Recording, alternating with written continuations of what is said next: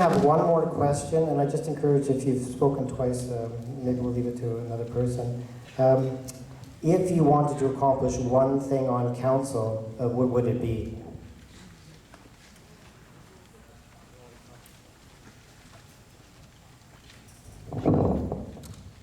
Ian Thompson.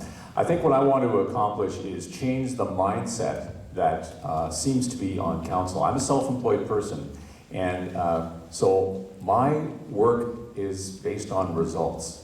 And it seems like the current council, their mindset is based on time spent. So the difference is, if I work at something 60 hours a week, I must be doing it right. My sense is that I'd rather do 20 hours a week and do it efficiently. Because as a self-employed person, time is the most important thing I have. And we can't waste the time going over endless reports with no decisions. So my change would be more sense of urgency, more respect for time, and we can do that through, I believe, shorter agendas and shorter meetings and involving the community more at the committee level where they get more time to actually give us input. Ian Thompson. Stephen Cochran. I don't know if I'm short enough or not here. So what would I do to make change is get the community and the council and everybody working together. My whole platform has been building community, people helping people with people.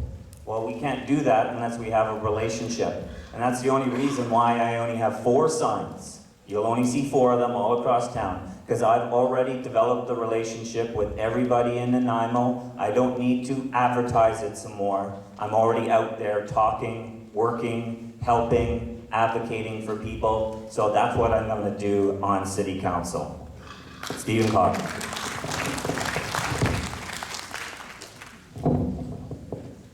Well, I love this question because it allows me to elaborate on what I couldn't say earlier. And that is my vision for Nanaimo. I want Nanaimo, the world to come to Nanaimo and see what a fantastic city we are. We need to be a destination, not a drive-through. And when I mentioned the idea of green communities, it is a concept all over the world. Cities like Portland, like Boulder, Colorado, like Vancouver now, really promoting that. It brings residents, it brings business, it brings visitors for tourism. And they start to see how wonderful this place is, and they come back. And it also brings economic growth, because when you have those things coming to the city, you have more jobs. And I want to expand on that a little bit, because one part of that vision is something called zero waste. And if any of you others attended the conference 2-3 weeks ago, the Zero Waste International Conference was here in Nanaimo. And you know why it came? It came because they knew we had an issue with incinerators. And they wanted to bring it to this mid-sized city to talk about incinerators. And they brought the message that it's not incinerator versus landfill. There's other options, and it's moving towards zero waste. Some of these cities in Italy, Brazil, England are at the point where they're having 90% diversion and better of all of their stuff in the landfills. And those are some of the things we can do in Nanaimo to make this into what is known as a green community. We are somewhat of a green community, but we don't give it credit. We don't look at ourselves and say, what a fantastic community. We don't tell other people that.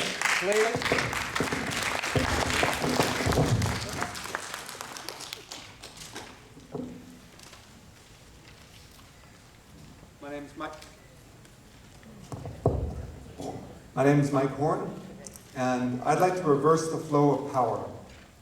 Right now, the tendency is, not just the City Council, but City Councils across North America, is to concern themselves with the wishes and the problems of the bureaucracy first, and the people second. And I think that as representatives, we owe it to the taxpayers and the voters to represent the problems and concerns of the people first and the bureaucracy second. The bureaucracy there is there for good reasons, to represent the law, to represent certain traditions, to represent certain professions, and technical people can get their say through the bureaucracy. You all have to get your say through City Council. That's our job.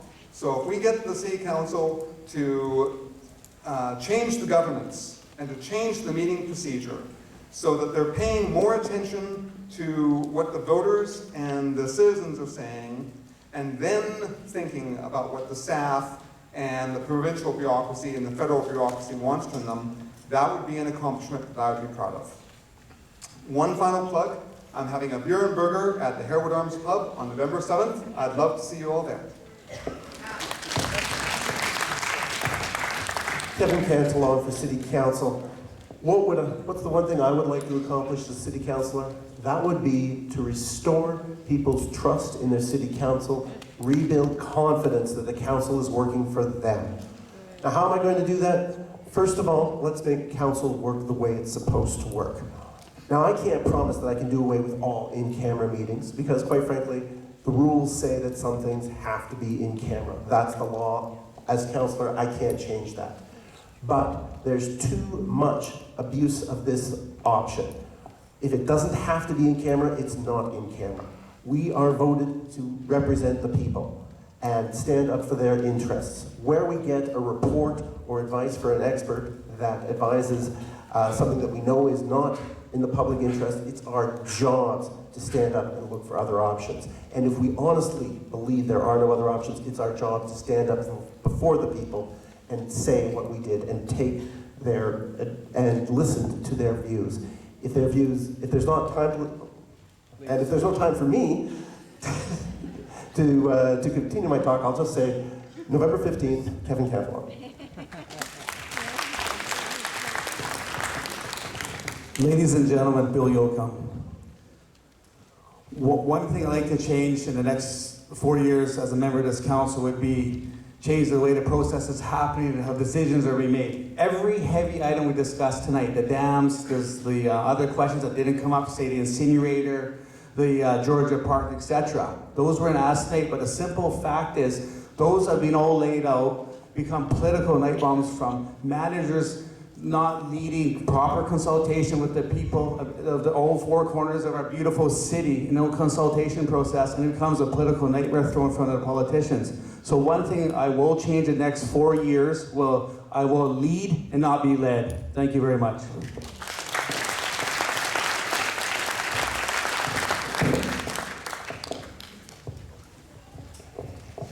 Fred Brooks. I'm not here as a one-topic candidate for council. I have many other items on the agenda, but one thing that I would like to bring to the table, being on council, is that we have some kind of a new track record on responsible development of subdivisions. And I think that some of us are familiar with the examples that we see when we drive around the city and we see what happened to all those trees. What happened to that lovely park setting that I thought could be saved when something was developed. We have so many natural attributes, so many natural amenities in the city, and we are losing them every time a new development comes along and a new bulldozer goes onto the site. We should be planning better to preserve and protect the highlights of those areas, the rock outcrops, the trees, the natural areas. Some of these things are already protected under bylaws, but there is nothing to prevent any developer from creating another, I'm afraid to have to say it, another Lindley Point, where we have lost everything that could have been saved in there through better planning. We wouldn't end up with another 5,000 Hammond Bay Road with that great retaining wall, which is so unattractive and not really a very creative solution, and that it's the cheapest way for somebody to develop a site, and that's what we end up with if we don't have better design and planning and development bylaws. Fred Brooks, thank you.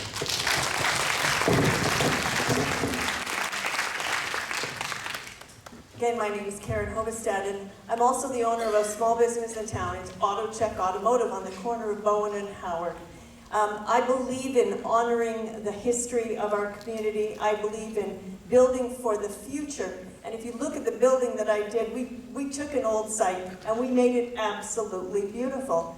And it's a good working place. It's a good part of the community, and it improved the streetscape. I have a big vision for a better view of Nanaimo in general. We have a slight reputation issue out there. Is it really bad to do business in Nanaimo? It doesn't matter if it is or it isn't, if people think it is, and I want to change that.